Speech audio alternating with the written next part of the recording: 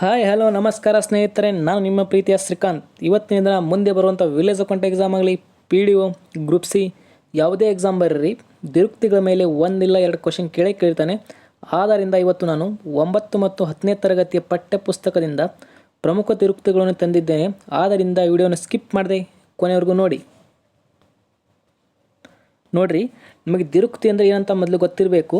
ನೋಡಿ, ದಿರುಕ್ತಿ ಅಂದರೆ ಒಂದು ವಿಶೇಷ ಅರ್ಥವನ್ನು ವ್ಯಕ್ತಪಡಿಸುವುದಕ್ಕಾಗಿ ಒಂದು ಪದವನ್ನು ಅಥವಾ ಒಂದು ವಾಕ್ಯವನ್ನು ಎರಡೆರಡು ಬಾರಿ ಪ್ರಯೋಗ ಮಾಡುವುದಕ್ಕೆ ದಿರುಕ್ತಿ ಎನ್ನುತ್ತಾರೆ. ನೋಡಿರಿ, ಇನ್ನೊಂದ್ಸಲ ಹೇಳ್ತೀನಿ.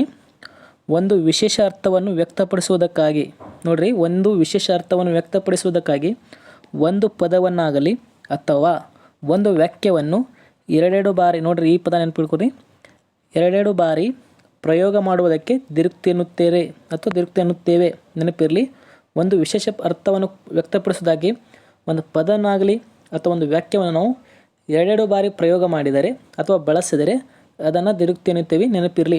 ಅದೇ ರೀತಿ ಒಂದು ಉದಾಹರಣೆ ಇದೆ ನೋಡಿ. ಮಕ್ಕಳು ಓಡೋಡಿ ಬಂದರು, ಈಗೀಗ ಅವಳು ಚೆನ್ನಾಗಿ ಓದುತ್ತಾಳೆ, ದೊಡ್ಡ ದೊಡ್ಡ ಮರಗಳು ಬಿದ್ದವು. ಇದರಲ್ಲಿ ನೋಡಿ, ಗಮನಿಸ್ರಿ, ಮಕ್ಕಳು ಓಡೋಡಿ, ಇಲ್ಲಿ ಓಡೋಡಿದೆಯಲ್ಲ, ಇದರಲ್ಲಿ ನಾವು ಎರಡೆರಡು ಬಾರಿ ಪ್ರಯೋಗ ಮಾಡಿದ್ದೇವೆ. ನೋಟ್ ಮಾಡ್ಕೊರಿ. ಮಕ್ಕಳು ಓಡೋಡಿ ಬಂದರು, ಇದರಲ್ಲಿ ನಾವು ಓಡೋಡಿ ಅನ್ನೋದು ಎರಡು ಬಾರಿ ಪ್ರಯೋಗವಾಗಿದೆ, ಗಮನಿಸಿರಿ.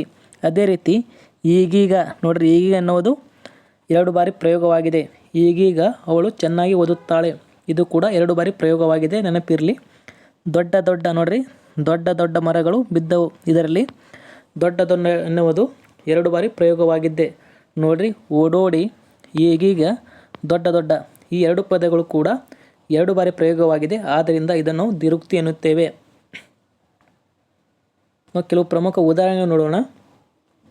ನೋಡ್ರಿ, ಹೌದೌದು, ನಾವು ಉತ್ಸಾಹದಲ್ಲಿ ಹೇಳ್ತೀವಲ್ಲ, ಹೌದೌದು, ಇದು ಕೂಡ ದಿರುಕ್ತಿ ಆಗುತ್ತೆ.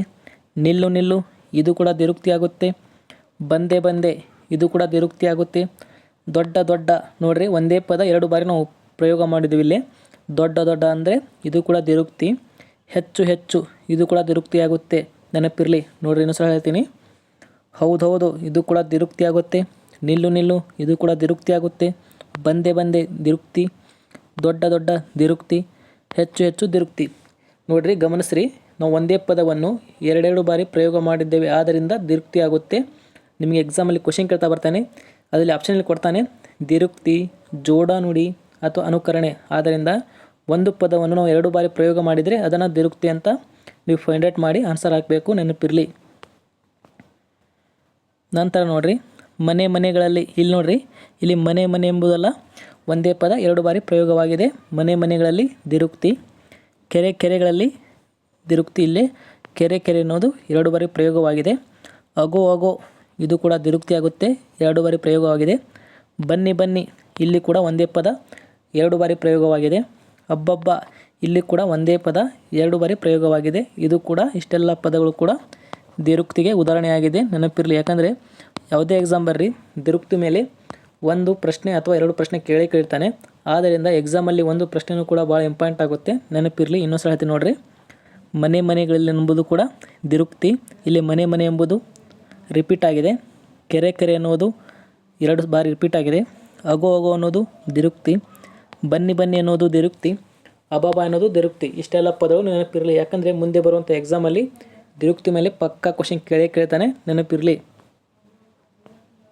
ನಂತರ ಬೇಡ ಬೇಡ, ನೋಡ್ರಿ, ಒಂದೇ ಪದ ಎರಡು ಬಾರಿ ಪ್ರಯೋಗವಾಗಿದೆ. ಬೇಡ ಬೇಡ, ಇದು ಕೂಡ ದಿರುಕ್ತಿ. ನಡೆ ನಡೆ, ಇದು ಕೂಡ ದಿರುಕ್ತಿ. ಆಗಲಿ ಆಗಲಿ, ಇದು ಕೂಡ ದಿರುಕ್ತಿ. ಇರಲಿ ಇರಲಿ, ಇದು ಕೂಡ ದಿರುಕ್ತಿ. ಮೊಟ್ಟ ಮೊದಲು, ನೋಡ್ರಿ, ಮೊಟ್ಟ ಮೊದಲು ಅಂತ ಕನ್ಫ್ಯೂಸ್ ಮಾಡ್ಕೊಂಬೇಡ್ರಿ.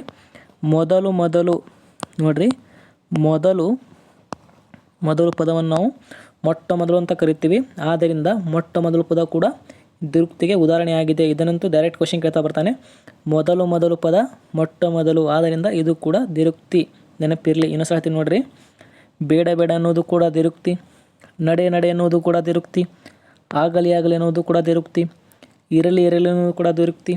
ಮೊಟ್ಟ ಮೊದಲು, ನೋಡ್ರಿ, ಮೊದಲು ಎರಡು ಪದಗಳನ್ನು ಸೇರಿಸಿದರೆ ಮೊಟ್ಟ ಮೊದಲು ಆಗುತ್ತೆ. ಮೊದಲು ಎರಡು ಪದಗಳನ್ನು ಸೇರಿಸಿ ಬರೆದರೆ ಮೊಟ್ಟ ಮೊದಲು ಆಗುತ್ತೆ.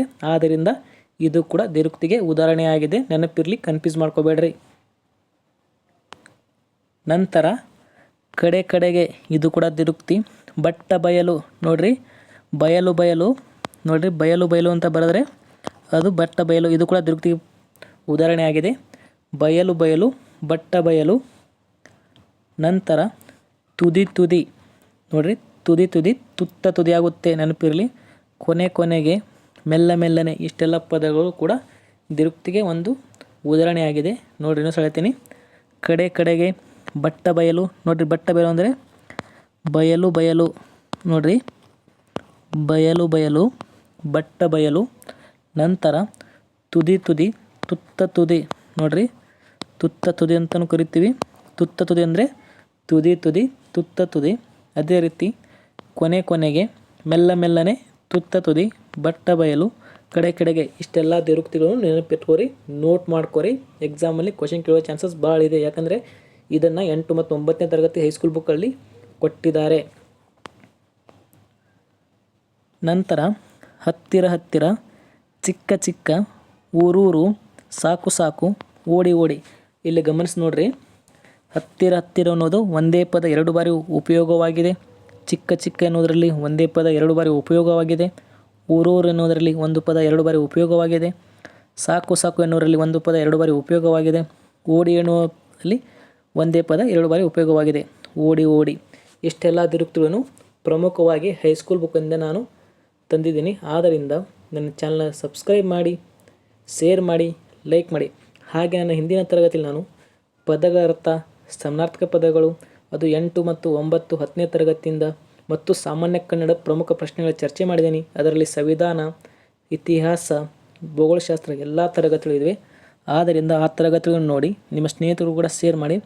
ಅದೇ ರೀತಿ ಟೆಲಿಗ್ರಾಮ್ ಚಾನಲ್ ಪ್ರತಿದಿನ ಕ್ವಿಜ್ ಇರುತ್ತೆ. ಟೆಲಿಗ್ರಾಮ್ ಚಾನಲ್ಗೆ ಜಾಯ್ನ್ ಆಗಿ, ಡಿಸ್ಕ್ರಿಪ್ಷನಲ್ಲಿ ಲಿಂಕ್ ಇರುತ್ತೆ.